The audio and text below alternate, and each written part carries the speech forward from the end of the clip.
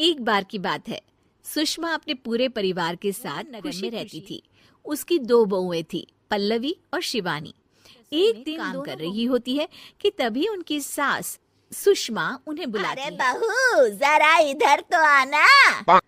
शिवानी, जरा जाकर देखना। दीदी आप ही देख लो ना जाकर, आपको भी तो सुनाई दे रहा है। अरे मैं चली आटा जाओ। गूंथ रही हूँ ना। हाँ तो मैं भी तो सब्जी काट रही हूँ ना दीदी। अरे बहू, जल्दी आओ। ओह, ये तो जाएगी नहीं। मैं ही जाकर देखती हूँ कि क्या करना है। पल्लवी सुषमा के कमरे में जाती है।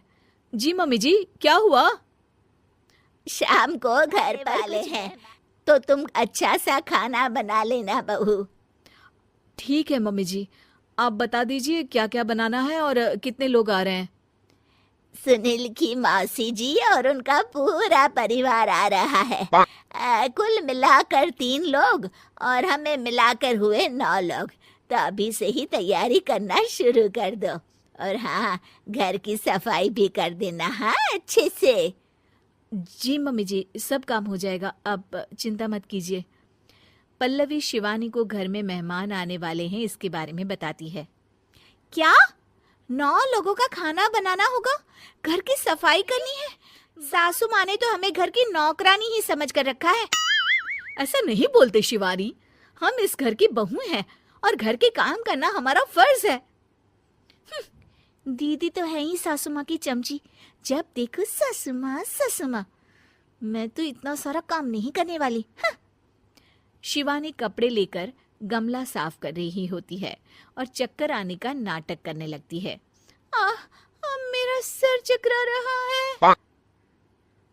तभी वहां पल्लवी और सासू माँ जाते हैं। अरे बहू, क्या हो गया तुम्हें? मम्मी जी, बहुत तेज सर में दर्द हो रहा है। तुम एक काम करो शिवानी, आराम कर लो। नहीं नहीं दीदी, घर में मेहमान आने वाले हैं, मुझे आपकी मदद करनी चाहिए। अरे कोई बात नहीं शिवानी, तुम आराम कर लो, मैं सब काम कर लूंगी। ठीक है दीदी, अगर आप इतना कह रही हैं तो आराम कर लेती हूँ। शिवानी आराम से अपने कमरे में मैगजीन पढ़ रही होती है। इसे कहते हैं आराम की जिंदगी। इतना सारा काम।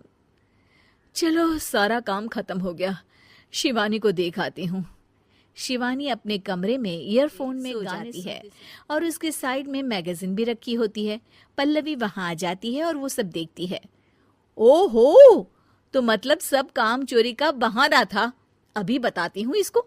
घर का सारा काम मुझे करना पड़ा और ये महारानी यहाँ मैगजीन पढ़ रही है, गाने सुन रही है।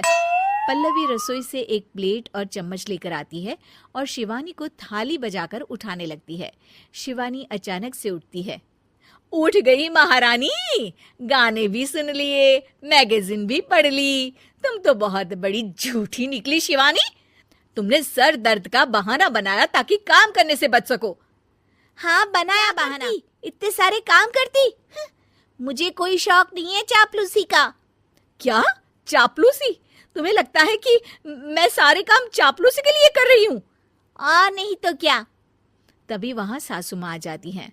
अरे बहू, वो लोग बस आने ही वाले हैं, तुम तैयारियां कर लो।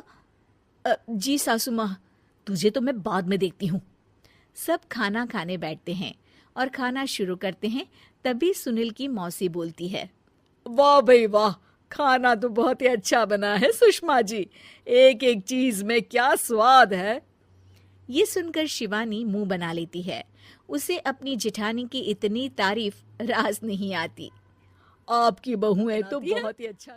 हाँ, बनाती तो दोनों ही अच्छा है, पर आज ना ये सारा खाना बड़ी बहू ने बनाया है। छोटी बहू की तबीयत ठीक नहीं थी, सो इसलिए। मानना पड़ेगा सुषमा जी, आपकी बड़ी बहू तो बहुत ही गुणवान है। पल्लवी की तारीफ सुनकर शिवानी को जलन होती है। पल्लवी ये सुनकर खुश हो जाती है और शिवानी की तरफ देखकर उसे चिढ़ाती है। कुछ देर बाद मेहमानों के जाने का वक्त हो जाता है। मौसी जी सबके लिए उपहार लाई होती है। वो सबको शगुन और अंत में पल्लवी के पास आती है। तुम्हारे लिए शगुन का लिफाफा तो है ही, पर बहू तुम्हें एक और उपहार भी मिलेगा। इतना अच्छा खाना बनाने के लिए। मौसी अपने सोने के कंगन निकालकर पल्लवी को पहना देती है। ये लो, ये मेरे मनपसंद कंगन है, अब से ये तुम्हारे हुए। धन्यवाद मौसी जी। ये देखकर शिवानी तो पूरी तरह से जल जाती है और गुस्से से रसोई में चली जाती हैं। तभी वहां पल्लवी आ जाती है और उसे अपने कंगन दिखाने लगती है। देवरानी जी, अब आपका सर दर्द ठीक तो है ना? मुझे लगता है कि अब सर दर्द शुरू हो गया होगा आपका।